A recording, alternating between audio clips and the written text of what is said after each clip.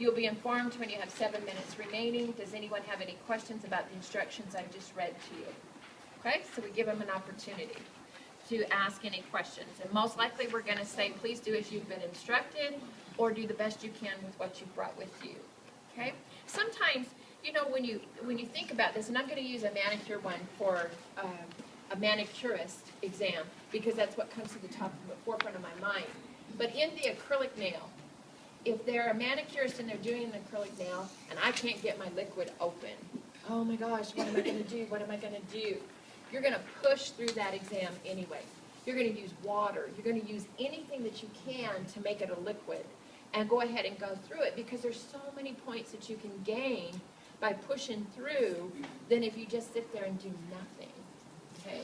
If because I can't get my monomer open, I don't file the nail, or I don't roll the skin back, or I don't sanitize my hands, those are points I can get that have nothing to do with my liquid, right?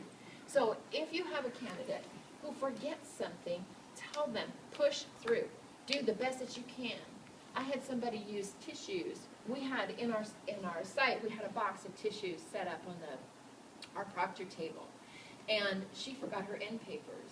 She went over there and she pulled 5 or 6 tissues and tore them, and that's what she used as her end papers. It doesn't specifically say it has to be labeled an end paper, right? It has to be used. So she pushed through it in order to not lose that point, okay? Some of them give up and just say, I'm done. I'm done. I can't do this. Because they freak out, because they forgot it. You can't do that. We had a gal that didn't bring a comb to do her thermal curling section. And so she was, how am I going to section this? Well, she got a pencil and she sectioned it. It doesn't say to use a comb. It says to section it, right? So she still satisfied the task mind, but she got smart and thought, what else can I use? Okay? So have them push through. Don't let them stop. We take a little girl, example of pushing through. Her pivot screw fell out of her shears. Oh. You know, she got through the interior, she got through half of the haircut, pivot screw just rolled away, and she had 2 pieces of shears. No. What did she do? She said she just stepped back and she was through with the haircut. She said, can't do anything with the haircut. But she passed with a 70. You know why? Because it's not an automatic loss. It's not an automatic fail.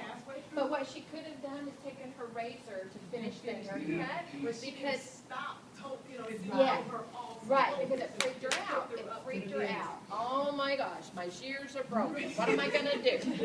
So that's okay. It's going to happen in the real world, right? You're not going to tell that client, come back tomorrow, I'll have my shears fixed. You're going to find a way to cut that person's hair. She knew she had failed. She just came out and just handed us the paper. She wouldn't even open it. I'm through. My shears, my pivot screw with a close one, I'm through. I said, huh, Dad, that's why I got a 70. Okay. She screamed, hollered, ran around. And you know what? That's another thing. A 70 is a passing score, is it not? 100 is a passing score, is it not?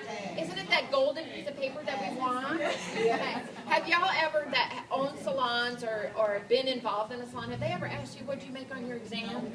Nope, you're not getting hired because you didn't get an 80%. Nobody's going to know that. Nobody needs to know what that score is. If they pass, they pass. Who cares where it's at? Okay? As long as they pass. In that individual case, as long as she had finished that haircut, it would have been blended. It would have been all those other things that come with that. The only thing she might have lost is palming the shears. That's it. 1 point. That's all it cost her, not the whole thing.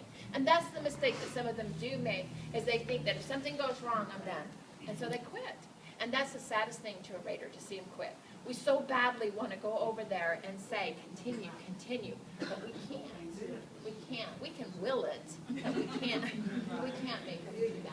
I learned a hard lesson when I very first started doing exams and scoring, and we were scoring on clipboards at that time. And I wanted everybody to pass. I wanted them all to pass because I felt bad if they didn't. And so I had my little pencil, and I'm marking, and I'm going along, and I see this one making a mistake, like, oh gosh, she's got some hair sticking on. She needs to clean up that hair. I don't want to mark it off.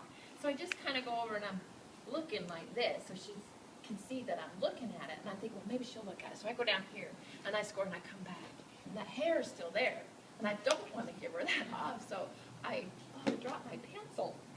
I pick up my pencil, and she sees the hair, and she goes, oh, like this. But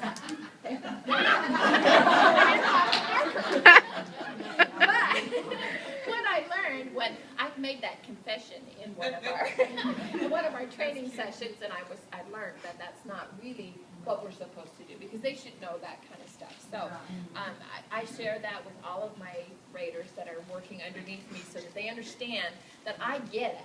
I know they want to see them pass, and they do. But you can't always do that. You can't help them out in that way. They have to know what they're doing. So, yeah. Okay, let's go over curl placement.